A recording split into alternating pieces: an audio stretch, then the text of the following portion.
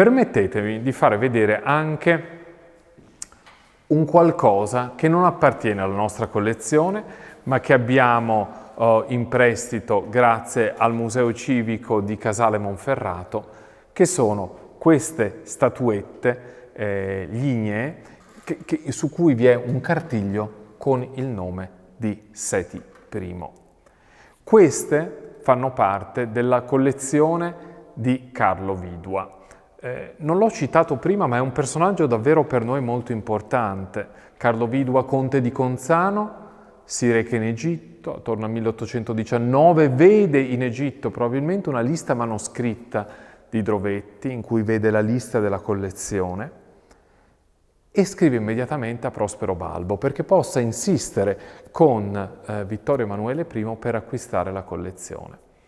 È interessantissimo, come vediamo in un graffito nel Tempio di Luxor, che Carlo Vidua scriva 1820 Carlo Vidua italiano. Beh, siamo 41 anni prima dell'Unità d'Italia, ma è anche interessante che lui nello scrivere a Prospero Balbo insista perché i Savoia comprino la collezione e dice: solo se Torino comprerà questa collezione, l'Italia che non esisteva, l'Italia che non era ancora stata unificata, sarà un grande paese. E aggiunge: perché avremo il primo museo egizio in Torino, la prima galleria in Firenze e il più grande museo di antichità classiche in Roma. Ecco, vedete il valore che veniva dato alla cultura e il valore dell'investimento che i Savoia decisero di fare con questo museo davvero lungimirante. La cultura come colonna identitaria di un paese, e mi piace pensare che non a caso proprio Torino, Firenze e Roma si siano passate il testimone per essere capitale di questo paese, grazie anche alla forza che hanno delle collezioni che esse custodiscono. E siamo grati al Museo Civico di Casale Monferrato per averci dato queste statuette funerarie. Nel cartiglio leggiamo Memat Re, ovvero Seti I, e queste sono delle cosiddette ushabti, e vi spiegherò più avanti durante la passeggiata cosa sono questi ushabti e perché hanno un valore così fondamentale per il culto funerario. Ma torniamo adesso un attimo alla storia del museo.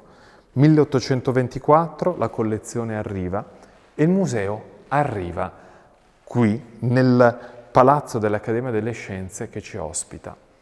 Nel 1832 la collezione, che era all'università, ricordate, ve l'ho detto prima, la Mensesia che era arrivata nel 1626, i pezzi di Vitagliano donati nel 1759, erano ospitate assieme ad altre antichità classiche presso la collezione universitaria. Nel 1832 si decide di unificare questa collezione all'interno di questo palazzo e dar vita al Regio Museo di Antichità ed Egizio. Bene, se andiamo un po' più avanti e arriviamo verso il 1870, possiamo avere una visione di quale fosse il museo allora. Vediamo l'allora direttore Ariodante Fabretti, vediamo Lanzone, editore del primo dizionario mitico-religioso dell'antico Egitto, e vedete, questo è un reperto, il cosiddetto scrigno, santuario di Casa, che poi vedremo assieme nelle sale, e vedete ci sono reperti sul pavimento, vi sono delle vetrine che contengono alcuni reperti, ma soprattutto il museo è un luogo di studio dove il direttore, assieme ad altri studiosi, con i libri in mano, leggono le stele e cercano di capire cosa vi sia scritto. Questa collezione che serve principalmente agli studenti e agli studiosi per capire l'antico Egitto, perché proprio in queste sale si andava via via scrivendo la storia dell'antico Egitto. E noi abbiamo voluto ricostruire quell'atmosfera, abbiamo voluto ricostruire queste sale ottocentesche, e l'abbiamo fatto davvero molto di recente, perché queste sale le abbiamo riaperte da poco, le abbiamo riaperte il 19 dicembre del 2019, e quindi forse voi oggi siete fra i primi che riescono a entrare in queste sale, per ora virtualmente, perché, le ripeto, restiamo adesso tutti a casa, e come vedete, anche se rimanete a casa, la cultura viene da voi, quindi per ora mi raccomando, e lo ripeto, restate a casa, e però da casa potete osservare queste sale, Poi quando l'emergenza sarà finita, vi invito tutti a venire a vedere la bellezza di queste sale.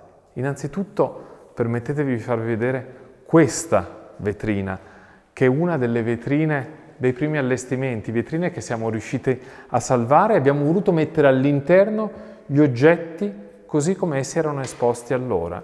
Gli oggetti che venivano raccolti per tipologie, vedete oggetti senza delle didascalie. Ricordiamoci, il museo è un luogo di studio dove studenti e studiosi vengono per capire, per approfondire, per cercare di mettere su carta qual era l'antica civiltà egizia. Ebbene, fra i documenti meravigliosi che il museo egizio ha, vi è questo papiro, che viene definito il papino di Torino, la lista reale di Torino, il canone regio.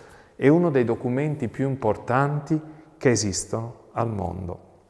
È un documento che in ordine cronologico raccoglie il nome dei sovrani che si sono succeduti alla guida dell'Egitto. Si vedono dei geroglifici che si succedono e questi geroglifici si leggono Nesubiti, sovrano dell'Alto e del Basso Egitto, e vengono seguiti da un cartiglio. È una lista di 77 nominativi che permettono dall'inizio, dall'epoca di Narmer, di arrivare all'età ramesside. È una lista ovviamente che presenta delle epurazioni, coloro che non vengono ritenuti degni di essere ricordati, coloro che sono oggetto di damnatio memoria non vengono qui elencati, ma è una lista che ci ha permesso di confrontare la lista cronologica di Manetone e di costruire quella colonna dorsale cronologica dell'antico Egitto per ricostruire la storia di questa civiltà faraonica. Una lista che venne vista da Champollion, perché a Champollion durante il suo soggiorno in Egitto venne portato su una tavola quasi lunga 3 metri una serie di frammenti con della polvere di parte del papiro che era stato distrutto, e lui ne capì immediatamente la valenza e disse che si trovava davanti a un documento così importante che non osava nemmeno respirare nel timore che il suo respiro condannasse all'oblio il nome di faraoni conservati per secoli. Ebbene, eccolo qui, questo documento in tutta la sua importanza, messo al centro di questa sala assieme a una ricostruzione con una vetrina che deve ricordare esattamente quello che abbiamo visto nel dipinto di Lorenzo Delleani. Non solo, il riallestire questa sala ci ha anche permesso di riunificare qualcosa che ormai era stato separato per secoli. Ricordate, vi ho detto, la collezione arriva e viene ospitato nel Palazzo dell'Accademia delle Scienze. Poi nel 1832 le collezioni universitarie arrivano qui e il museo, il Regio Museo di Antichità ed Egizio, ha una vita unitaria per quasi 100 anni, fino al 1939. Dopodiché le collezioni vengono separate, quelle classicheggianti vanno in quelli che oggi sono i musei reali e sono ospitate nel Museo di Antichità, e quelle egittizzanti rimangono al Museo Egizio. E fra i reperti che vengono separati sono questo magnifico medagliere, e ringraziamo i musei reali che ci hanno permesso di avere delle medaglie che ci fanno vedere i sovrani che si susseguono sul trono dell'Egitto in un'epoca molto più recente. Allora dovete sapere che nel 332 l'Egitto viene invaso da Alessandro Magno. Alessandro Magno morirà nel 323 a.C. e sul trono dell'Egitto si succederanno i Tolomei, i Diadochoi, coloro che vengono dopo Alessandro Magno. Regneranno in Egitto fino al 31 a.C. L'ultimo dei Tolomei è un personaggio che tutti voi conoscete benissimo, che è Cleopatra VII. Conoscete tutte le vicende che legano prima Cleopatra a Cesare, e nel seguito della passeggiata vi farò vedere la stele di Callimaco, dove vedremo Cleopatra rappresentata assieme a Cesarione, il figlio che lei ebbe da Cesare. E poi, dopo la morte di Cesare nel 44 a.C., sappiamo che Cleopatra si lega a Marco Antonio. Ebbene, la loro storia il loro disegno di dominio sul Mediterraneo finisce con la battaglia di Azio, vinta da Ottaviano e che si concluderà con il tragico epilogo e la morte di Marco Antonio e di Cleopatra. Ebbene, le medaglie e le monete che abbiamo qui ci parlano proprio di quel periodo. Vanno dalla moneta di Tolomeo I Soter, quindi il primo successore di Alessandro Magno, per arrivare alla moneta di Adriano.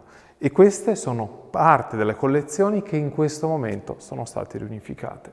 Vedete che anche con le didascalie abbiamo voluto assolutamente riprodurre quella che era la modalità di esporre nel museo così come è rappresentato nel quadro di Lorenzo Delleani, che è un museo essenzialmente antiquario.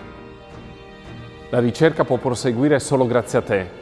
Continua con il tuo costante sostegno al Museo Egizio e avremo sempre nuove storie da raccontarti e nuovi contenuti da proporti.